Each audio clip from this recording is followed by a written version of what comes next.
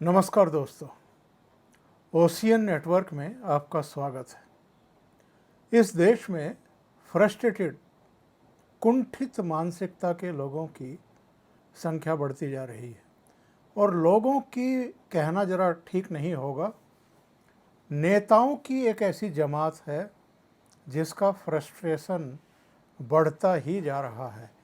एक को तो हम कभी लंदन में देखते हैं, कभी अमेरिका में देखते हैं। कुछ उनकी छायाएं हैं जो यहाँ दिल्ली से लेकर के भारत के अलग अलग कोनों में आपको बयानों के रूप में दिखाई दे जाती हैं। उनकी शिनाख्त हो जाती है कि ये भटकती हुई आत्माएं जो हैं फ्रस्ट्रेटेड हो चुकी हैं, जनता के द्वारा ठुकराए जाने की वजह से भी, सत्ता में वापसी ना होने की वजह से भी, और जो इस समय सत्ता में है उनके द्वारा बेहतर परफॉर्मेंस के चलते हुए भी। अब बेहतर परफॉर्मेंस अलग अलग डिपार्टमेंट में दिखाई दे रही है। इंफ्रास्ट्रक्चर का हो, आपका सेनाओं को मजबूत करने का हो, आर्थिक मोर्चे पर कामयाबी का हो, जीडीपी की जो रेट है उसको देखते हुए, इसके अलावा कोविड काल के बावजूद दुनिया की 5वीं अर्थव्यवस्था बन जाने पर भी बहुत सारे लोगों के पेट में मरोड़ है। अलग अलग सेक्टर में जब आप देखते हैं तो इन लोगों को लगता है कि इसका श्रेय तो मोदी सरकार को और ख़ुद प्रधानमंत्री नरेंद्र मोदी को मिलने जा रहा है। तो जब इनको मौका मिलता है तो इनका वो दर्द, इनकी वो कुंठा किसी ना किसी रूप में, कभी कभी बयान के रूप में भी सामने आती ही रहती है। एक ऐसी ही पीड़ित आत्मा है सुब्रमण्यम स्वामी।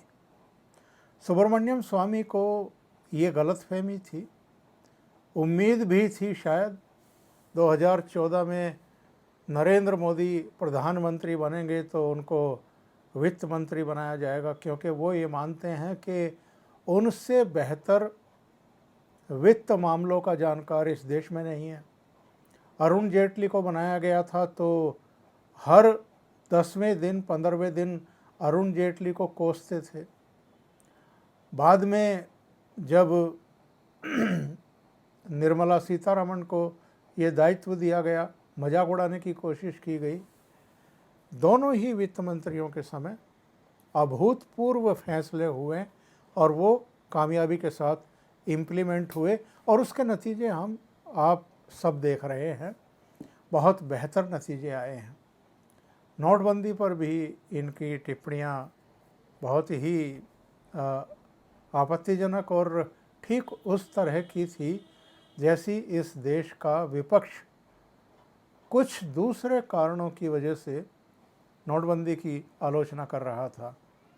अभी 2000 का नोट बंद किया गया तो भी कुछ लोगों ने टिप्पणियां की, इनकी भी टिप्पणी आई और अभी नई टिप्पणी किस बात को लेकर के आई है, इनका नया फ्रस्ट्रेशन किस बात पर जग जाहिर हुआ है। इन्होंने जो ट्रेन हादसा हुआ है उड़ीसा के बालासोर में, उसके लिए रेल मंत्री को जिम्मेदार ठहरा दिया है और ये कहा है कि रेल मंत्री को तुरंत इस्तीफा दे देना चाहिए। और केवल रेल मंत्री पर इनका हमला नहीं है, इन्होंने कहा कि नरेंद्र मोदी तो पूरी दुनिया में इस बात के लिए जाने जाते हैं कि ये अक्षम लोगों को मंत्री बनाते हैं।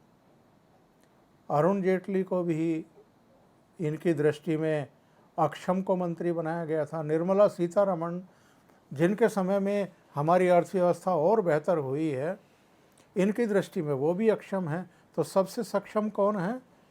सुब्रमण्यम स्वामी, जिनको नरेंद्र मोदी ने पहचाना ही नहीं, उनकी काबिलियत को जाना ही नहीं और उनको मंत्री नहीं बनाया। तो इनके कई अवसरों पर कई जगहों से फ्रस्ट्रेशन फूटते ही रहते हैं और अब कह रहे हैं कि साहब रेल मंत्री को तुरंत इस्तीफा देना चाहिए। और ये कहा कि रेल मंत्री अश्वनी वैष्णव को नरेंद्र मोदी की हाँ के बगैर ही इस्तीफा दे देना चाहिए। क्या क्या लिखा है इन्होंने, ज़रा देखते हैं इनके ट्वीट पर। इन्होंने लिखा है कि अब हम जानते हैं जो ट्रेन सामने से आ रही ट्रेन से टकराकर ट्रैक से उड़ी, उसे उस ट्रैक पर आने की इजाज़त ही नहीं थी, क्योंकि वे ट्रैक धीमी रफ्तार की ट्रेनों के लिए थे। रेल मंत्री को बिना प्रधानमंत्री की हाँ का इंतज़ार किए हर हाल में इस्तीफ़ा देना चाहिए। तो ये जो ट्रेनों के संचालन का काम है कि कौन सी ट्रेन किस ट्रैक पर जानी चाहिए, यानी जो काम सिग्नल देने का काम एक यूनिट करती है, एक सिस्टम करता है, उसके लिए ये सीधे रेल मंत्री को जिम्मेदार ठहरा रहे हैं। जैसे अश्वनी वैष्णव ने ही उस ट्रैक पर ट्रेन को भेजने के आदेश दिए हों जो धीमी रफ्तार से चलने वाली ट्रेनों के लिए बनाया गया था। मतलब आप इनकी सोच और इनकी बुद्धि देखिए, इनका फ्रस्ट्रेशन देखिए। अच्छा, आगे ये क्या कहते हैं, इसमें कोई संदेह नहीं कि पीएम मोदी अक्षम लोगों की भर्ती करने या फिर बिना रीढ़ वाले सक्षम चेलों को मंत्री बनाने के लिए दुनिया भर में मशहूर हैं। पीएम इसकी कीमत चुका रहे हैं। वफादार चेले को कमान देने की वजह से मणिपुर इसका दूसरा उदाहरण है। यानी केवल रेल मंत्री पर हमला नहीं कर रहे हैं ये प्रधानमंत्री नरेंद्र मोदी पर भी हमला कर रहे हैं और गृह मंत्री अमित शाह पर भी हमला कर रहे हैं। ये अकेले नहीं हैं जिनके इस तरह के फ्रस्ट्रेशन निकल रहे हैं। एक दिन पहले ही पश्चिम बंगाल की मुख्यमंत्री ममता बनर्जी भी राजनीति करने के लिए घटनास्थल पर पहुंच गई थी और जब वो मीडिया से बात कर रही थी, उनके ठीक बगल में रेल मंत्री भी खड़े हुए थे। और जब से ये हादसा हुआ है, रेल मंत्री अश्वनी वैष्णव घटनास्थल पर हैं, राहत कार्यों का जायज़ा ले रहे हैं, दिशा निर्देश दे रहे हैं, उस ट्रैक को जल्दी से जल्दी बहाल किया जाए इसकी खुद निगरानी कर रहे हैं वहाँ जा कर के, जो काम आमतौर पर रेल मंत्री का होता ही नहीं है। रेल मंत्री एक विजिट करते हैं, घटनास्थल का अधिकारियों से बात करते हैं, मीटिंग करते हैं, राहत कार्यों का जायज़ा लेते हैं, अस्पताल हो आते हैं और वापस दिल्ली आकर के अपनी मिनिस्ट्री में बैठ कर के दूसरे कामकाज निपटाते हैं। लेकिन ऐसे रेल मंत्री, जिनके रेल मंत्री रहते हुए रेलवे का कायाकल्प हो रहा है, नई नई ट्रेन की सीरीज हमारे सामने आ रही है, देश भर में वंदे भारत ट्रेन जो है वो चलाई जा रही हैं। इसके अलावा जो ट्रेन से यात्रा करने वाले लोग हैं वो अपने अनुभव साझा करते हैं कि 2014 से पहले की ट्रेन कितनी बदबूदार और पुराने ही ज़माने के सिस्टम से लैस थी। और मैंने एक ट्वीट भी किया है आज कि ये लोग तो 2014 में, यानी कांग्रेस के लोग जो सुब्रमण्यम स्वामी की तरह रेलवे मिनिस्टर का इस्तीफ़ा मांग रहे हैं, ये लोग तो टॉयलेट में एक जंजीर से बंधा हुआ लोटा, और वो भी बेहद गंदा, छोटी सी जंजीर में बंधा हुआ लोटा छोड़ करके गए थे। आज की जो ट्रेन्स आ रही हैं, नई ट्रेन जो बन करके आ रही हैं, नए डब्बे जो आ रहे हैं, वो अत्याधुनिक सुविधाओं से लैस हैं। आज के भारत के लोगों की जो ज़रूरतें हैं वो सारी मुहैया हैं इन ट्रेन के डब्बे में। आपको चार्ज करना है अपने मोबाइल को, उसके लिए भी आपको सॉकेट मिल जाएगा। जो टॉयलेट्स वगैरह हैं, जो दूसरी सुविधाएं हैं, वो बहुत बेहतरीन बना दी गई हैं आधुनिक ज़रूरतों को मद्देनज़र रखते हुए। तो ये जिसको अक्षम मंत्री बता रहे हैं, उस अक्षम मंत्री ने रेलवे की कायाकल्प की है। और ज़रा याद करिए कि बालासोर जैसी रेल दुर्घटना आपने पिछली बार कब सुनी थी या देखी थी? बहुत लंबे समय के बाद। मैं ये कहता हूँ कि ट्रेन दुर्घटना होनी नहीं चाहिए, लेकिन 2014 से पहले 2004 तक ही अगर आप देखें उन 10 सालों में भी कितनी बड़ी बड़ी ट्रेन दुर्घटनाएं हुई थी।